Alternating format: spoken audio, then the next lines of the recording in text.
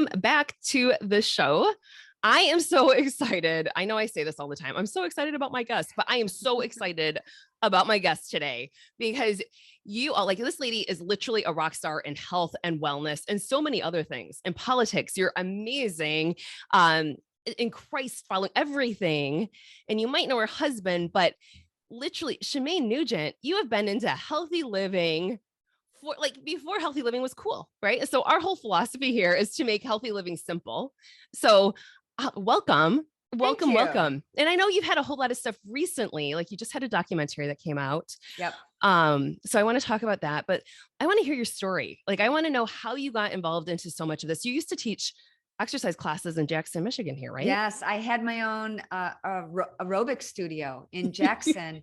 I have been teaching group fitness classes since 1980. When I was at Central Michigan University, we would just get a boom box in the girls' dorm and go down into cafeteria at night and do leg lifts and things like that, old-fashioned calisthenics. Love it. That morphed into me becoming a fitness instructor, and I just loved it. And I realized it was a great way for me to get in shape and stay in shape and also share my passion for healthy living with others. And I met and married Ted, and I wanted to continue that. So I opened up a studio and I just loved it. I was teaching 12 to 15 high intensity classes before we knew that 45 minutes of cans was not good for you. Right. I was doing that. And I was teaching spinning. I trained with Johnny G, who created spinning. I did all kinds of classes, everything: step, spinning, slide, kickboxing, meditation, stretching, everything, and body pump. And then our house that was in Jackson, Michigan, was once featured on MTV Cribs, was actually killing us. And we found out that it was due to toxic mold that was growing between the walls. We never saw anything. We just kept getting sicker and sicker. And this was back in the year, started happening around 2001. And I had gotten debilitating migraines to the point where Ted would have to rush me to the hospital. I even thought I was having a heart attack. He'd rush me to the hospital. I'd get sent home. I visited a very well-known headache doctor in the Ann Arbor area. And I was given so many prescription drugs. I can't believe that I made it through all that. But ultimately, I had to become my own investigative sleuth because nobody could help me.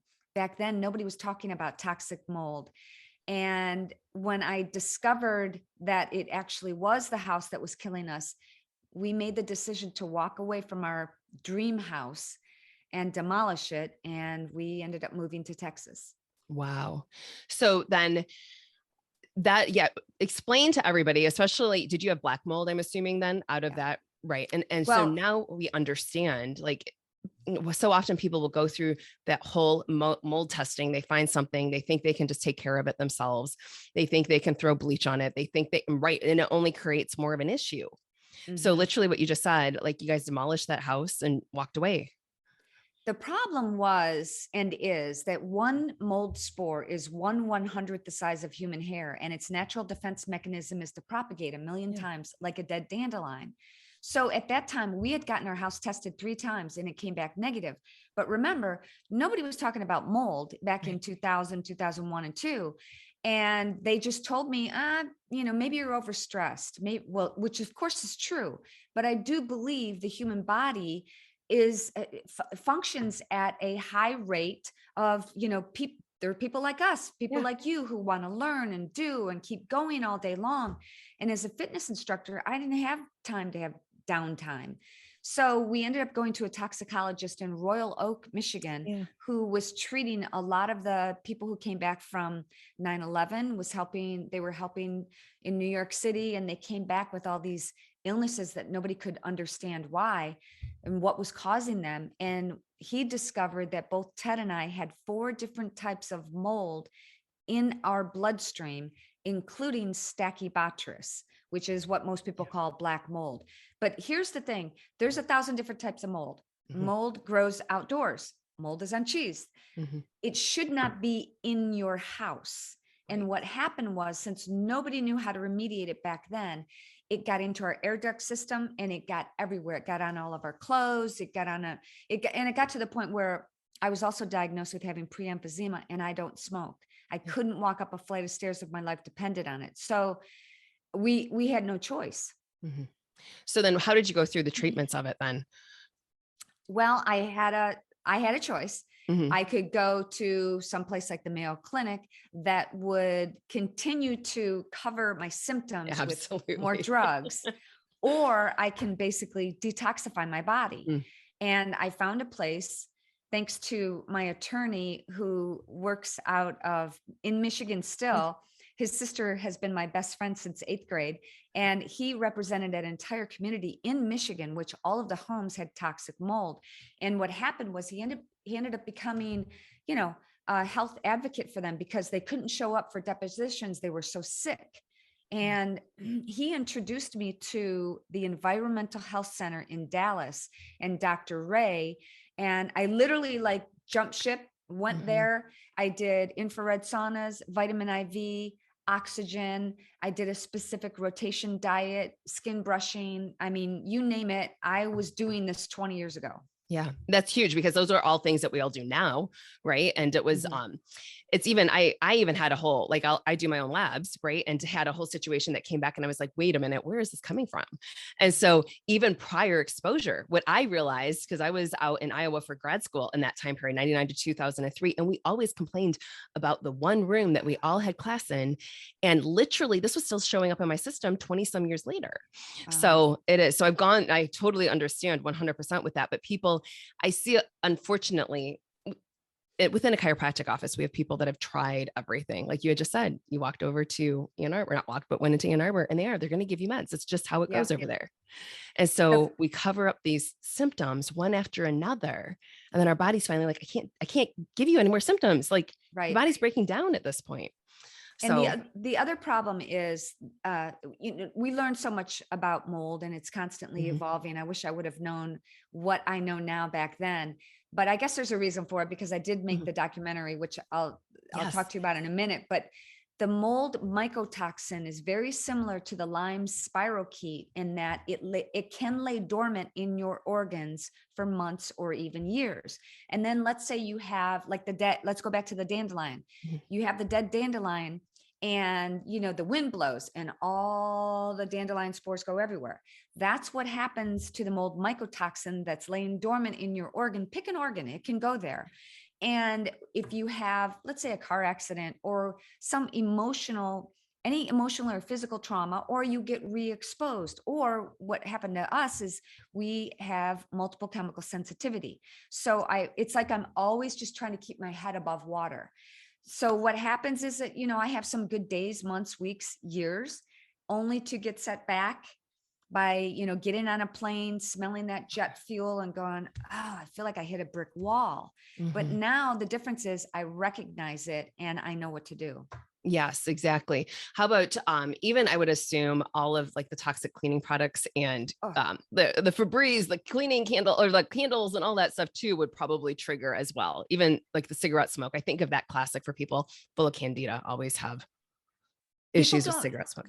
People don't realize that, when you talk about the new car smell, there are still some people who think that that's great. No, it's actually chemicals in the leather off-gassing. And one other thing, like I need to fill up my water glass, but I drink out of water. There are some times when I travel, I got to have a plastic water bottle, but this is one thing that Dr. Ray taught me is that, especially in Texas or in the, those 90-degree days in Michigan summers, those are hot. So if you have plastic water bottles or Gatorade or sodas, whatever, sitting outside cooking in the heat, what happens is the chemicals in that plastic will leach into the liquid and you're drinking that. So it's a constant, you have to be vigilant. And again, I'm not perfect. I travel and there's some times where I have to have, fast food or Coke or something like that. I try to, live in moderation. But when I was getting healthy, I eliminated every potential trigger. I was like do you ever remember the Seinfeld show with the bubble boy? Yes. I was the bubble girl. You. I know. I was a bubble girl. And I was the same way, like for I guess I'll talk about my gut health. I was the one growing up as a kid that always had, like, I felt horrible after eating. And I just assumed as a child it was normal, right? Like I was like, oh, everybody feels bad. And then it was finally when I went away to college that I realized my roommates weren't that way. And then when I went to chiropractic school, I'm like, okay, cool, I'll figure this out. It must be enzymes, it must be, and I just continued going on. And then it was early 2000s. So about the same time, I'm like, oh, this is gluten, before anybody, knew what gluten issues were. But it's those things that, I mean, I would travel every weekend and I wouldn't eat because it was, and we understand like fasting can be beneficial, but when you're doing it all the time, it really wrecks the body. Right. Yeah. So, That's but how we learn from our experiences. that's how my son is and was growing up. Mold can affect everybody differently. You can be in the same home and people, Ted didn't have migraines, he had headaches, but we all of us, Ted and I and our son Rocco, we all had chronic fatigue. But one of the things that Rocco had was debilitating digestive problems. Wow. Where to the point, so I understand that, like, he would just be in so much pain after he ate, and got to the point where, as a growing boy, you got to eat. We tried everything. We tried eliminating dairy. He ended up now, I don't know if you know this, my husband and I are both hunters. Yes. Our son is vegan. And you know what? It's awesome. What you got to find out what works best for you. Yeah. And God bless you. Wow. How did he figure, like, how did he end up going that way? Like, he tried everything. Process of And elimination. it worked for him. And he also became a yoga instructor. And, That's great. Again, he's now 31. You've got to find out whatever works for you. But here's the other thing. We are constantly changing because of our environment, because of our heredity. We can thank our parents for, different predispositions to different illnesses. And, the toxins and chemicals and scent, like you talked about, Febreze. I went grocery shopping the other day and Ted said, can you get some trash bags? I'm like, no, I can't, because they all have Febreze in them. It's unbelievable. They put Febreze in Kleenex. And every time I go someplace where they have scented candles or the plug-ins, I pull them out. Or I ask them, if I'm going to come here. Yeah. In fact, there was a chiropractor I went to in Florida. I walked in the door. It was like, Spice World USA candles everywhere. And I went, oh, I was shocked because it was a chiropractor. And I said, I'm very sensitive. I was trying to be nice. I said, I'm allergic to that. Is there any way you can blow out the candles? I'll wait a minute and then I'll come back in. And they actually said, no, this is my sister's candle business, and we like to advertise for her. And I said, well, I'm sorry, I guess I can't come here then. You've got to advocate for yourself. 100%. We have those signs up in our practice where, people don't understand that scents can trigger migraines. They can trigger breathing issues. I think people realize that. And so we have the signs up in the practice, but people they don't understand, like, they feel that their perfume or their cologne is not offensive. And so I've literally had to lock a patient in an x-ray room to clear out my office. We had, again, 40 below zero days in Michigan in January, opening up the windows, trying to clear out somebody's perfume one day. So I didn't have to call the ambulance on somebody. So, when you share those stories, you're like, wow, I had no idea. And I'm like, they're truly chemical sensitivities, but it's also what it's doing to the body it's so estrogenic. And plus it's so toxic. And so, do you ever use EWG, the database there, the Skin Deep database, and like type in and check out all your chemicals? Same. Yeah. And people don't realize how critical that is. I find that the people who don't realize that, one time Ted and I in Michigan, we went over to another family's farm that had asked us to come and go hunting there. And they opened the door and we could smell the Downy fabric softener and the scented candles and everything. We went, I'm sorry, we can't come in there. And people, I think their toxic load is so high, they don't get it anymore. They don't smell. But when you get descented, so to speak, detoxified, when I went to the environmental health center and I stayed there for 3.5 weeks, I could tell, I could be in the grocery store and I could walk down an aisle and tell if they had Downy fabric softener, if they wore perfume and what kind of perfume that was. Even leather products, you get it's like a dog, you get a greater sense of smell. It is. And it's also, I think, even just when we start cleaning up our diets too, right? I see that Mhm. all the time with patients where we'll go through and just eliminate processed foods, eliminate sugar is a huge thing for our practice members. And people will literally come in and say, I can taste the sweetness of a carrot. I had no idea that carrots are sweet. And I'm Mhm. like, this is what's so beautiful, right? Like you start Yeah. adding the good things in and your body craves better things, but then you can really taste the flavor of your food. Yeah. Right? Absolutely. So let's talk about hunting because I know, like, obviously, you guys are like ultimately grass-fed animals and everything. If you're hunting your own meat at this point, are you hunting on your own property? I'm assuming. Oh yeah. Yeah. Yeah, like people have asked us to come hunt. We, Yeah. especially with the pandemic and the Yeah. lockdowns, we I've never been prouder to be a hunter.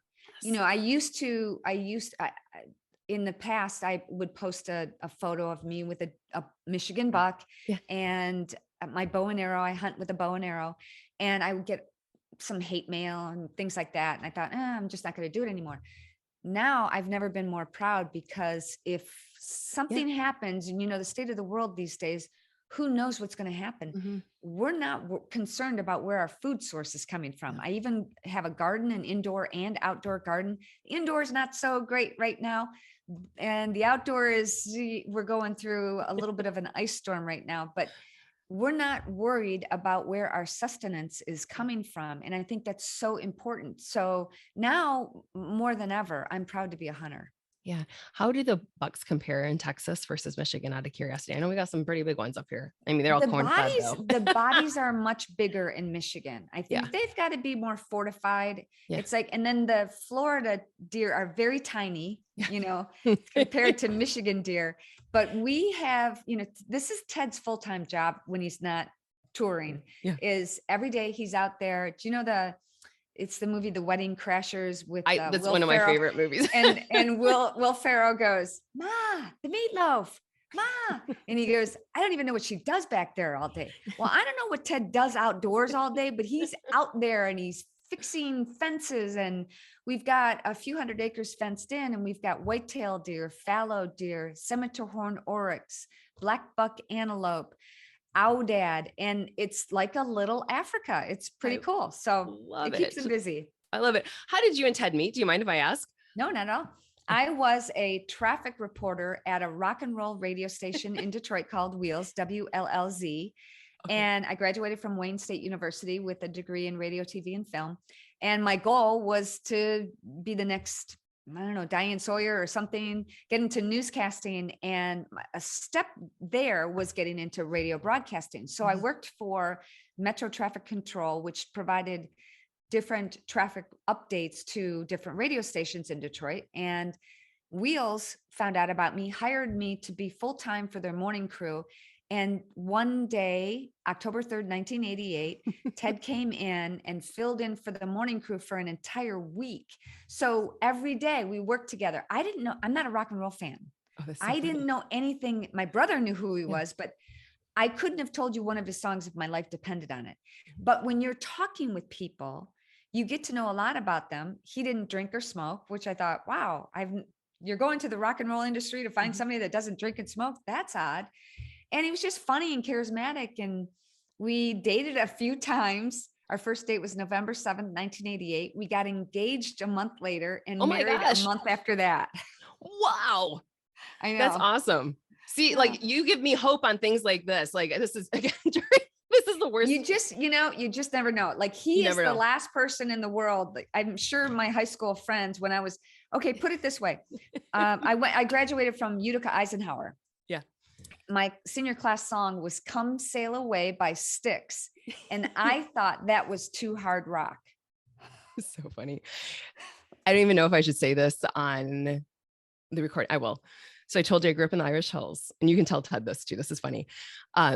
So we were the Onstead Wildcats. And so this is the mid 90s. But the song they would always play was Cat Scratch Fever. Right. So Of everybody did that. course. And It then as makes an adult, sense. I was like, oh my. I don't It know if they makes still do sense. that I in mean, the Onstead. things It we did, used to do. Yeah. right? It's Right. crazy, So but it's all the great. basketball games. And we love Michigan. We love our Yeah. fellow Michiganders. It feels like, even though we live full time in Texas, we Mhm. spend about 5 months a year in Michigan still. So we're there often. We love it. Politics, not so much, but that's another topic for another podcast. Another time. I know. I see that's the whole thing. I always feel like, because we were, one of the, you know this because you probably still have friends up here. We were such a strict lockdown state. Yeah. And I just remember I talked to one of my friends and I was like, I can't do this anymore. He was another business owner. And especially where I am located. I mean, even now we still have masked up people. I still get complaints that people are not masked when they're leaving their car to walk up, just all of this stuff. It's still, you do? Yeah, still.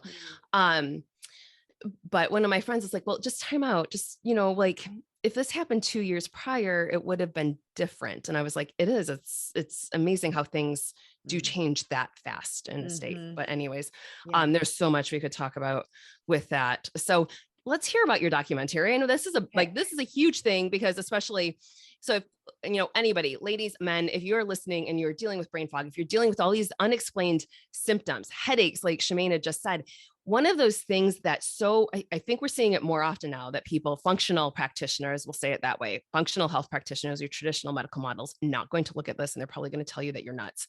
But it's something to look for, because it's a real thing. It's not just found in quote unquote moldy states. It's anywhere where there's water, like where it rains, where there could be a water leak, there could be all sorts of stuff. And like you said, yours was hidden. You didn't even realize it was happening. We had no idea. And you're right. It doesn't matter if you're in a humid climate or a dry climate. We're talking about the air quality inside your home between the walls.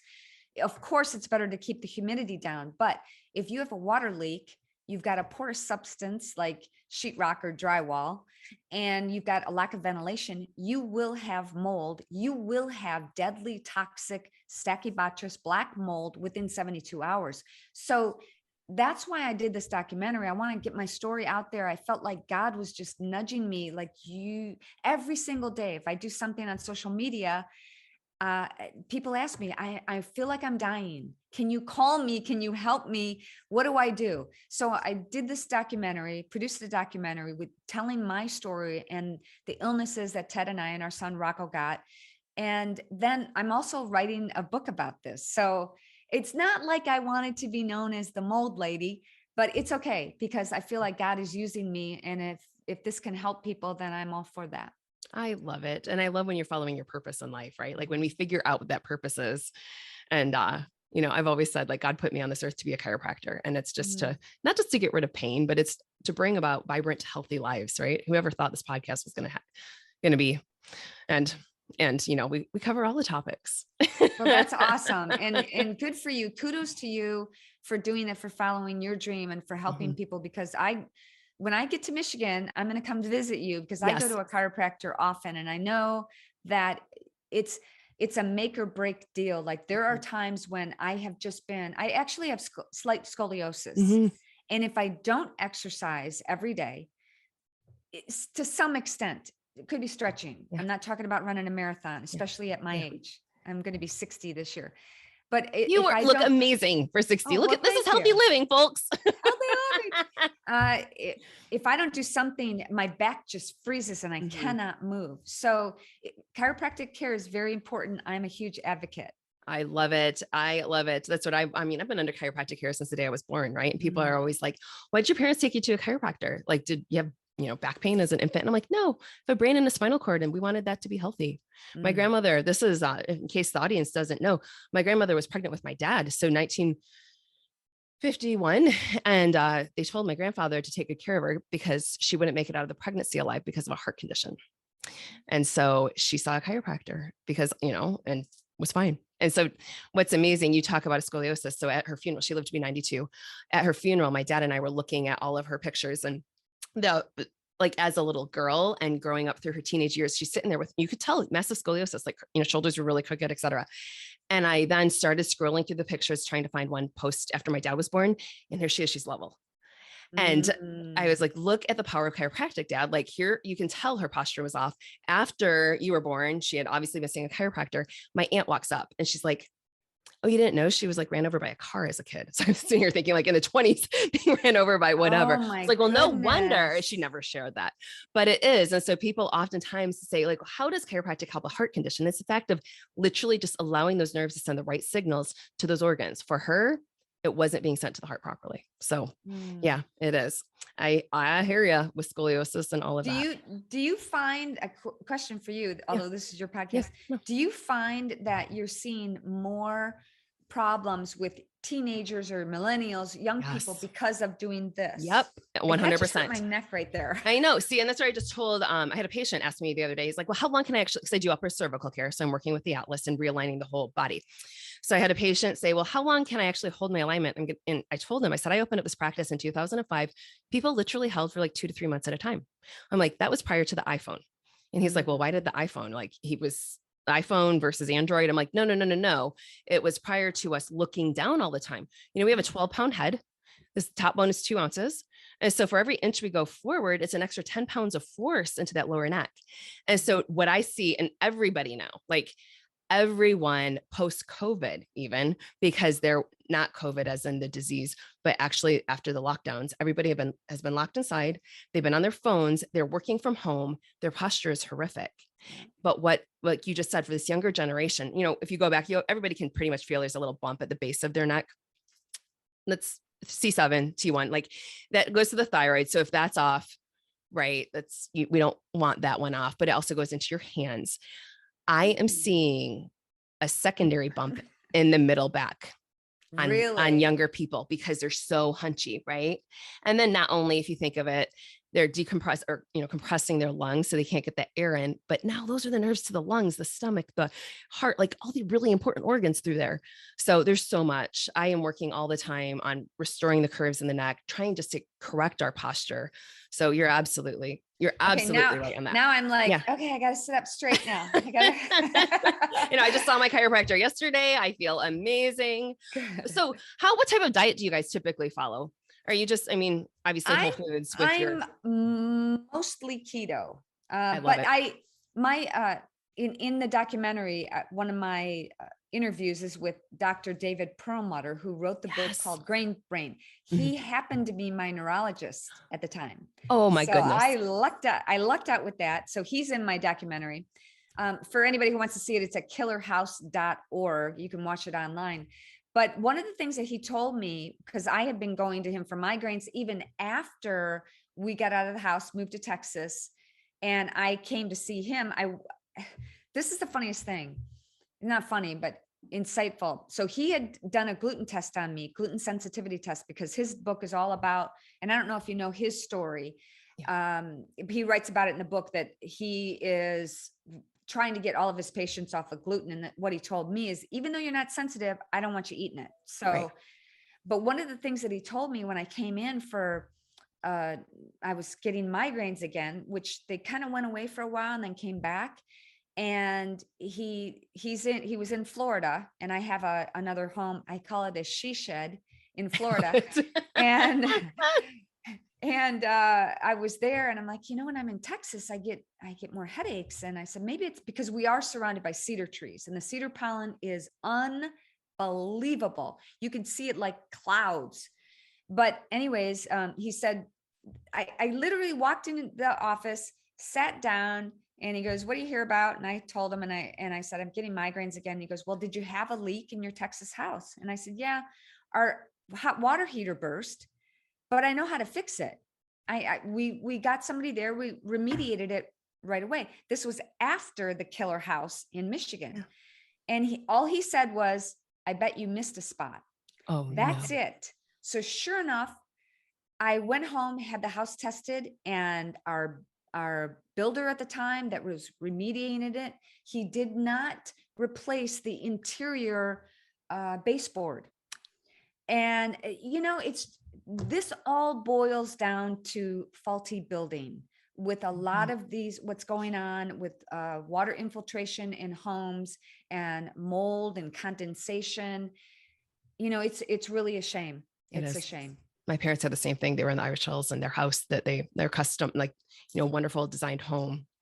Same thing with the windows. So yeah. Shameen, share with them where they can, obviously we've got killerhouse.org. Was that what it was? Yep. Okay. Share with them how else they can find you on social media and all that. I know we spoke earlier. You've been kicked off Twitter, as so many people. I'm permanently suspended from Twitter. I'm surprised that you wanted to have me on, because I must be. This is why I love it. And you know, and to be truthful, we haven't had any glitches with Zoom, because typically, oh, you know, Jason Dean was one of my friends and you were on Oh, his show. When I interviewed him, it just stopped and he dropped, and I'm like, Jason, I'm leaving this in so everybody can actually see what yep. happens. That's so funny. I've been talking with Jason a lot lately, so lots of things going on. I'm glad that you guys are friends too, because he's a great guy. So I am not on Twitter, but I am on Facebook. Look for the blue check. It's Shemane.Nugent, SHEMANE.NUGENT, blue check. And then also on Instagram, and it's just Shemane Nugent. And I do more fun things on Instagram, like dancing videos. I have a Dancing Friday video that I do, and it's easier to do reels and have fun. And Instagram allows you to use music, which it's kind of hard to dance without music on Facebook. So, you know. I love it. Well, thank you so much for your time today. This has been wonderful. I definitely want you back. All right. So we'll have to Thank figure you. out when our schedules work, and we can Yes, just be a Shemaine and Lisa chit chat about health I'd love it. And many and other life. things too. Yes. Yes. All right. Thanks so Thank much you for so having me. much.